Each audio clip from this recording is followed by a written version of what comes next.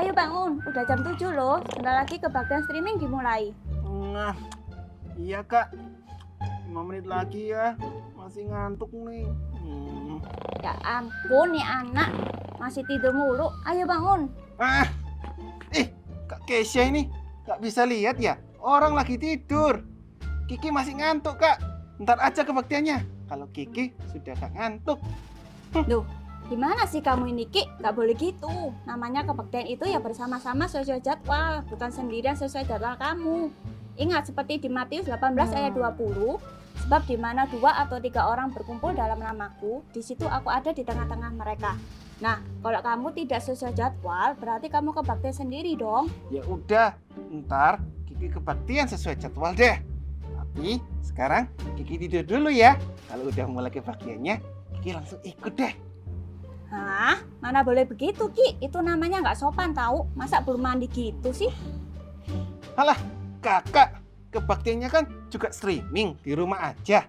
Siapa juga sih yang tahu kalau Kiki udah mandi atau belum? Kan gak ada yang lihat.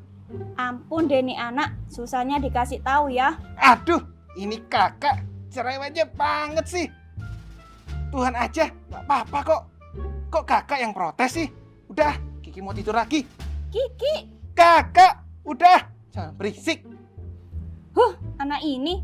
Ma, nih si Kiki nggak mau bangun, Ma. Apaan sih kakak? Pakai acara laporan mama segala. Ada apa ini? Pagi-pagi kok sudah ribut? Ini loh Ma, si Kiki Ma. Udah dibangunin dari tadi, bukannya bangun malah mau tidur lagi. Kiki kok gitu ya? Ayo bangun nak. Kan mau kebaktian sekolah minggu. Nanti telat loh. Oh iya, Mama belum matikan kompor di dapur. Kesya, tolong bantu matikan dulu ya. Iya, Ma. Terima kasih. Ma, Kiki masih ngantuk. Ntar Kiki bangun kalau kebaktiannya mulai ya. Loh, mana sempat mandi kalau mepet begitu sayang? Ya udah, gak usah mandi mah, langsung aja. Toh, gak ada yang lihat juga. Kan kebaktiannya streaming. Sayang, walaupun streaming, kebaktian tetap kebaktian, di mana Tuhan hadir untuk memberkati kita. Kalau kamu nggak mandi, berarti kamu tidak menghormati Tuhan dong. Terhadap orang yang lebih tua, kita harus menghormati. Terlebih lagi kepada Tuhan kan? Karena Tuhan layak mendapat penghormatan yang tertinggi. Tapi Tuhan kan gak pernah protes, Ma. Mau aku mandi atau tidak, kan Tuhan gak masalah. Ya, Kiki coba Mama mau tanya ya.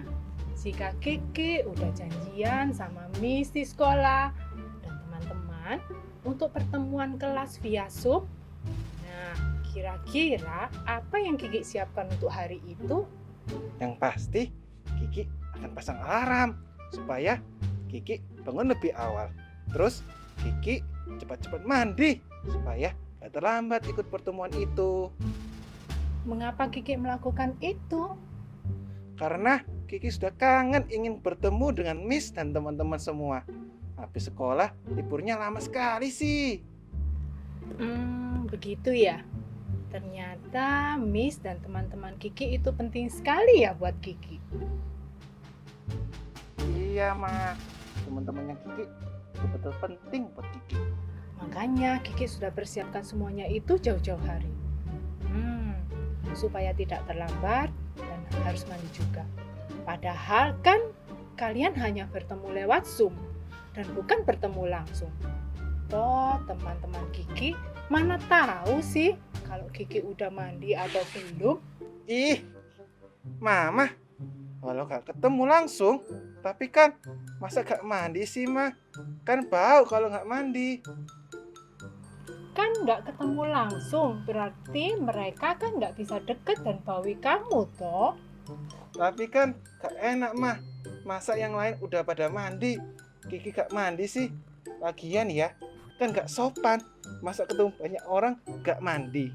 Nah, benar sekali sayang. Itu yang Mama ingin Kiki menyadarinya. Kalau untuk bertemu dengan teman saja kita harus mandi. Terlebih lagi kalau kita mau ketemu Tuhan Yesus dalam kebaktian.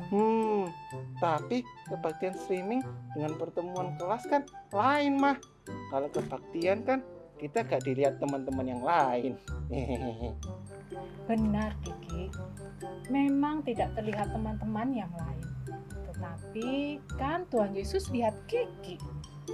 Apakah sopan jika ketemu Tuhan Yesus dan Kiki tidak mandi? Iya mah, gak sopan.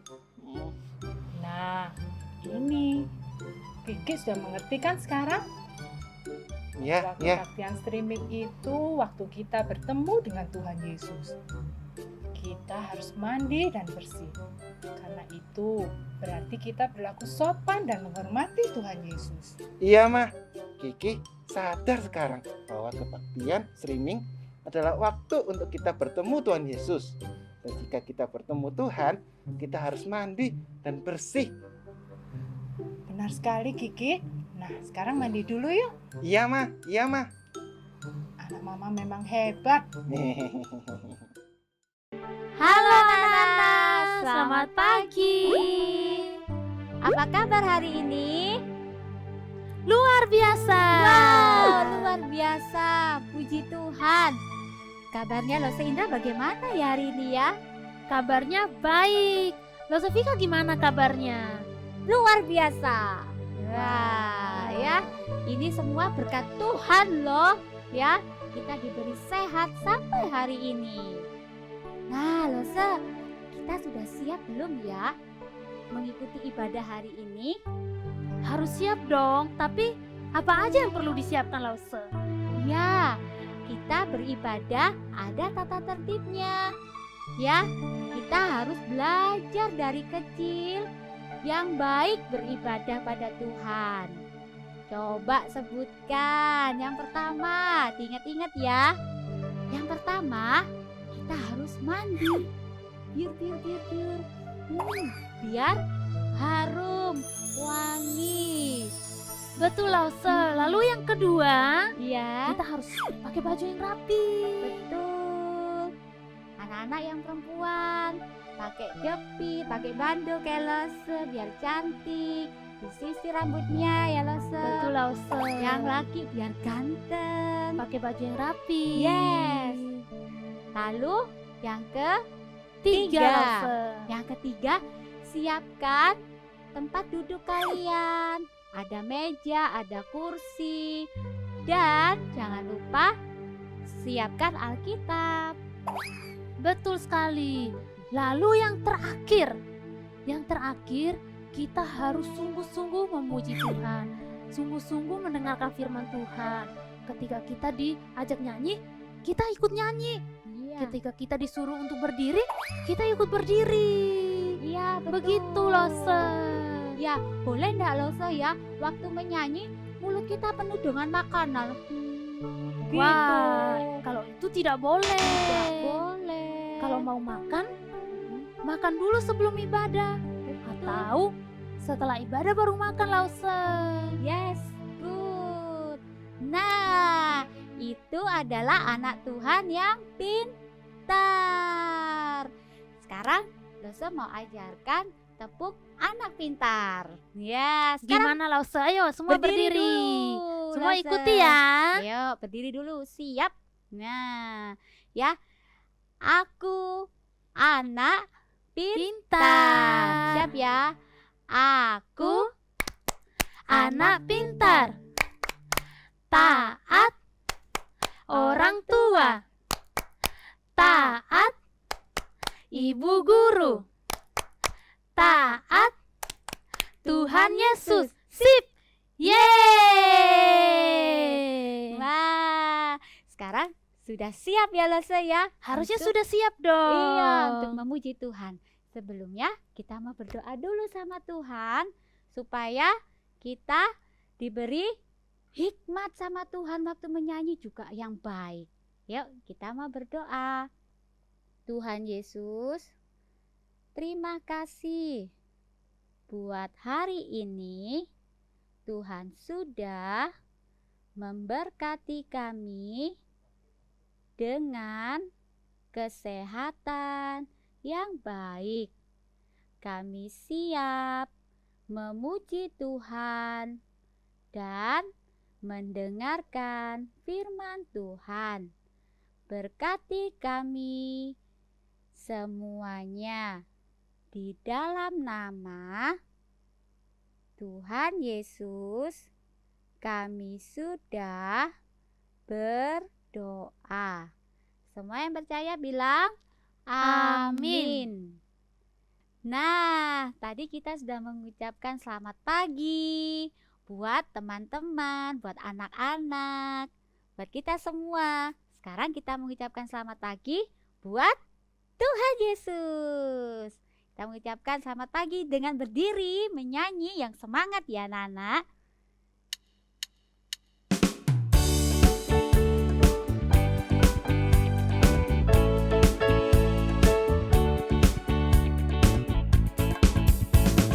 Selamat pagi Tuhan, tak lupa terima kasih. Tuhan telah pelihara kami setiap hari. Matahari bersinar, burung-burung bernyanyi, bertambah-tambah indahnya. Selamat pagi Tuhan, tak lupa terima kasih. Tuhan telah pelihara kami setiap hari. Matahari bersinar, burung-burung bernyanyi, bertambah-tambah indahnya.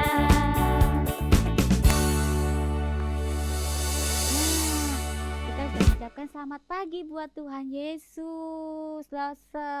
Sekarang Betul. kita ini adalah Laskar Kristus. Siapa Laskar Kristus? Saya. Losa juga. Anak-anak di rumah juga loh. Iya dong. Siap. Nyanyi dengan semangat ya. Saya bukan pasukan berjalan, pasukan berkuda, pasukan menembak. Saya tidak menembaki musuh, tapi saya Laskar Kristus. Saya Laskar Kristus, siap gerak, yes. Saya Laskar Kristus, siap gerak, yes. Saya tidak menembaki musuh, tapi saya Laskar Kristus. Sekali lagi ya. Saya bukan pasukan berjalan, pasukan berkuda, pasukan menembak. Saya tidak menembaki musuh, tapi saya Laskar Kristus. Saya Laskar Kristus, siap gerak, yes. Saya Laskar Kristus, siap gerak, yes. Saya tidak menembaki musuh, tapi saya Laskar Kristus.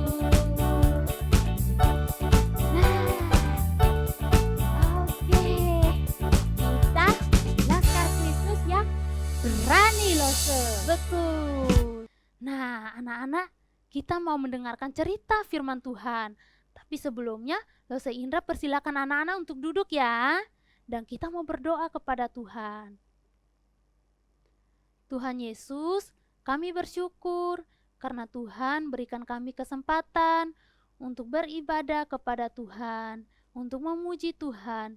Dan sekarang kami mau mendengarkan cerita firman Tuhan. Tuhan tolong kami supaya kami mendengarkan firman Tuhan dengan sungguh-sungguh. Dalam nama Tuhan Yesus kami berdoa. Amin. Amin. Halo adik-adik, selamat hari Minggu, berjumpa lagi dengan Lause. Kita akan merenungkan firman Tuhan. Yuk mari kita siapkan hati kita kembali ya. Kita akan merenungkan firman Tuhan, kita berdoa. Tuhan terima kasih kami sudah bernyanyi bagi Tuhan dan sekarang kami merenungkan firman-Mu. Tuhan tolong supaya kami boleh mendengarkan dengan baik, kami juga mengerti. Terima kasih Tuhan Yesus, dalam nama-Mu kami berdoa. Amin. Nah, adik-adik, Lose mau bertanya dulu. Pernah tidak adik-adik itu melakukan sebuah kesalahan, tetapi kemudian tidak merasa bersalah apa-apa?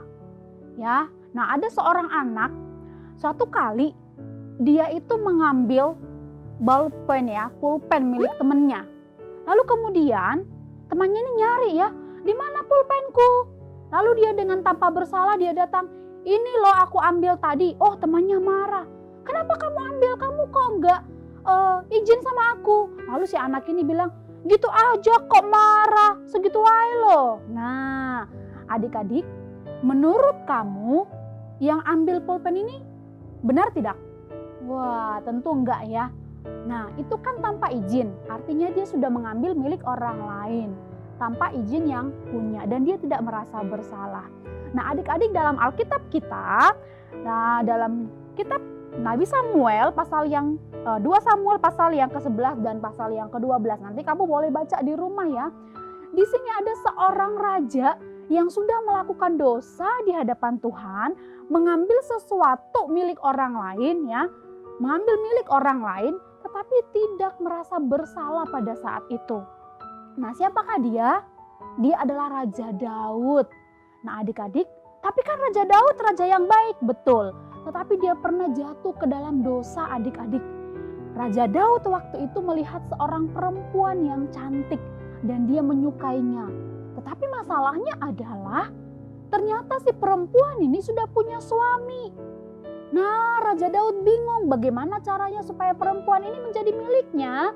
Wah, dia dengan sangat liciknya dia suruh suaminya perempuan ini. Perempuan ini namanya siapa? Ada yang tahu? Batseba. Dia suruh ya suaminya Batseba yang bernama Uria ikut ke medan peperangan. Ya, dia sengaja ditempatkan di paling depan supaya kalau musuh sudah mulai menyerang, yang mati duluan yang mana? Pasti yang di bagian depan. Nah, betul adik-adik, ketika Uria berperang dan Uria ini pun akhirnya mati di medan perang, Daud mengambil Batseba menjadi istrinya. Padahal itu istrinya Uria pada saat itu. Tapi setelah dia mengambil jadi istrinya, pada saat itu terlihat tidak ada penyesalan. Dia tidak merasa bersalah kalau dia sudah mengambil milik orang lain. Ya, nah Tuhan tidak mau seorang raja yang dia pilih ini terus-menerus ada dalam dosa. Kemudian Tuhan itu mengutus seorang nabi bernama Nabi Natan. Ya, tapi Nabi Natan ini tidak langsung bilang, "Oh Raja Daud, kamu bersalah." Oh tidak. Tuhan mau Daud sendiri yang akan mengakui dosanya di hadapan Tuhan. Berceritalah Nabi Natan, adik-adikku. Dia bilang, "Tuanku Raja, saya mau bercerita bahwa ada seorang yang sangat kaya. Dia punya banyak sekali domba. Tetapi di dekat rumahnya ada seorang yang miskin. Punya hanya 1 ekor anak domba. Dan 1 ekor anak domba ini begitu sangat disayang. Dianggap seperti anak sendiri sama si orang miskin ini. Tetapi suatu hari adik-adik, ada tamu-tamu si orang kaya datang ke rumahnya. Wah, kan kalau tamu datang harus dijamu ya, harus diberikan makan. Wah, si orang kaya itu nggak mau memotong atau menyembelih salah satu dari dombanya. Padahal dia punya banyak loh adik-adik. Dia tidak mau melakukan itu. Akhirnya yang dia lakukan apa? Dia pergi ke rumah si miskin. Dia ambil dombanya si miskin itu ya. Dia ambil kemudian itu yang dia potong. Adik-adikku, menurutmu salah nggak perbuatan si kaya? Salah dong ya. Dia punya loh banyak domba. Tapi kenapa milik satu-satunya ya dari tetangganya harus dia ambil? Wah, kamu tahu adik-adik, waktu Raja Daud mendengar ini, dia marah loh. Dia bilang, wah itu ya, si orang kaya itu harus dihukum. Itu orang kaya yang jahat. Siapa dia? Wah, dia nggak sadar ya. Wah, Nabi Natan bilang, kamulah si orang kaya itu, tuanku Raja. Wah, dia kaget adik-adik. Loh kenapa saya tidak pernah mengambil domba orang lain? Lalu dia baru teringat dengan Batseba. Dia teringat bahwa dia juga mengambil Batseba dari Uria. Nabi Natan bilang, Raja, tuanku Raja, engkau telah diberikan Tuhan begitu banyak berkat. Baju mewah, istana mewah, dan banyak orang atau kamu juga punya istri yang bisa kamu ambil tapi bukan milik orang lain. Tetapi kamu ambil Batseba dengan cara yang begitu. Wah, akhirnya adik-adik, Daud menyadari dosa-dosanya. Dia menangis dengan sungguh-sungguh di hadapan Tuhan. Dia bilang kepada Tuhan ya, nanti dalam Mazmur 54 ada doanya, penyesalannya Daud. Dia mengatakan, Tuhan ampunilah aku. Pengampunan itu apa sih? Ampuni artinya tidak mengingat lagi kesalahan atau dosa yang orang itu lakukan. Dan dia memohon itu kepada Tuhan sambil sangat menyesal. Dia menangis sungguh-sungguh, Tuhan ampunilah aku. Aku sudah melakukan hal yang keji di hadapan Tuhan. Dan aku tidak menyadarinya. Tapi karena Daud berdoa dengan sungguh-sungguh, kita sama-sama percaya bahwa Tuhan pasti mengampuni, bukan? Betul, Tuhan pasti mengampuni. Karena apa? Karena Tuhan itu ya adalah seorang Bapa yang baik, tapi juga Tuhan itu adalah seorang gembala yang selalu melihat domba-dombanya, menjaga sedemikian rupa supaya dombanya itu tidak lari, supaya dombanya itu tidak menjadi domba yang terhilang. Nah, oleh karena itu adik-adik ya, si Raja Daud waktu itu ketika dia menyesal, dia tahu Tuhan mengampuninya. Ya, ada satu perkataan dia katakan, Tuhan kembalikanlah sukacitaku. Ya memang kenapa sukacitanya? Artinya adik-adik, si Raja Daud ketika tahu dia berdosa, dia merasa berduka cita, dia sedih akan dosa-dosanya. Tapi ketika dia tahu Tuhan mengampuni, akhirnya dia merasa lega dan dia merasa sukacitanya kembali. Apa yang mau Los ajarkan dalam cerita ini adik-adikku? Dari doanya, khususnya doanya Raja Daud. Ya, kita seharusnya sebagai orang berdosa, kita tidak boleh tidak merasa apa-apa. Ya, kita berdosa, kita melakukan kesalahan, tapi merasa biasa aja tuh. Orang bilang sekarang B aja tuh. Tapi harusnya merasa berduka cita, menyesal sesungguh-sungguhnya. Dan datang meminta ampun kepada Tuhan. Karena dia adalah Tuhan yang selalu mencari domba-dombanya seperti kita yang terhilang ini. Dan ketika kita kembali kepada dia, Tuhan pasti akan bersuka cita. Nah adik-adik, kalau kamu punya dosa, punya kesalahan di hadapan Tuhan, jangan merasa B aja tuh. Jangan merasa baik-baik aja tuh. Jangan merasa ya segitu doang, kok repot. Enggak. Apapun yang kamu lakukan, kalau kamu tahu itu dosa dan salah, minta ampun. Berdukacitalah, bersedihlah karena dosamu. Dan minta ampun kepada Tuhan. Adik-adik masih ingat enggak ayat hafalan minggu lalu? Apa yuk? Ya. Kalau yang tahu, wah Lose senang ya. Mazmur 23. Adik-adik, Lose mau ajak kamu buka ya Mazmur 23 ayat yang pertama. Yang sudah bawa Alkitab, siapkan Alkitab, kita baca sama-sama ya. Tuhan adalah gembalaku, takkan kekurangan aku. Nah adik-adik tutup Alkitabnya, coba dihafalkan. Kamu ingat ya ayat hafalan ini. Tuhan adalah gembalaku, takkan kekurangan aku. Adik-adik, Tuhan itu gembala kita. Tidak usah menginginkan apa yang orang lain punya. Apa yang kita miliki sekarang ya, apa yang kita butuhkan, bahkan kelak Tuhan akan cukupkan. Kamu tidak akan dibiarkan kekurangan. Dan ingat lagi, ya, berdukacitalah karena dosamu, bersedihlah karena dosamu, dan minta ampun kepada Tuhan. Tuhan adalah gembalaku, takkan kekurangan aku. Yuk mari kita berdoa. Tuhan Yesus, terima kasih karena Engkau mengingatkan kami bahwa ketika kami berdosa, kami harus merasa berduka cita. Kami tidak boleh merasa biasa aja atau baik-baik aja ketika kami melakukan kesalahan. Sama seperti Daud yang pada akhirnya menyesal, kami juga ingin belajar setiap kami melakukan kesalahan di hadapan Tuhan. Kami ingin menyesalinya dan kami mau memohon pengampunan Tuhan.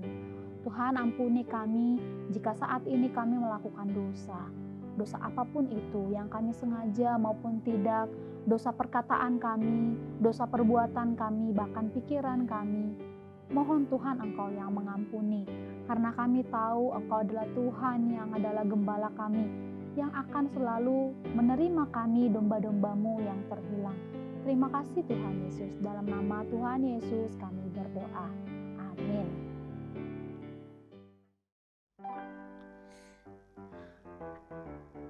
Wah, Lese Indra lagi ngapain?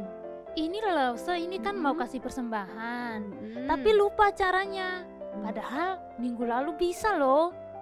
Oh, gampang loh caranya. Gini ya, saya kasih tahu ya, anak-anak juga ya.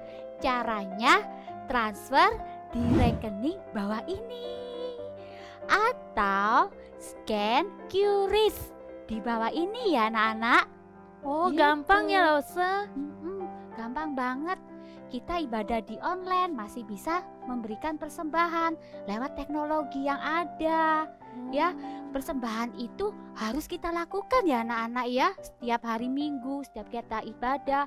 Karena persembahan itu bagian dari rasa syukur kita kepada Tuhan buat berkat-berkat Tuhan sepanjang minggu ini. Oke. Nah, anak-anak, hari ini kita sudah ibadah. Kita sudah memuji nama Tuhan, sudah mendengarkan firman Tuhan, dan memberikan persembahan untuk Tuhan. Sekarang kita akhiri ya Lose. Nah, anak-anak, tapi minggu depan kita masih ada ibadah ya. Jam 8 pagi. Di channel yang mana Lose? Di channel GKA Gloria Pacar atau Sunday School Gloria Pacar. Selamat hari Minggu. Tuhan Yesus memberkati. Dadah.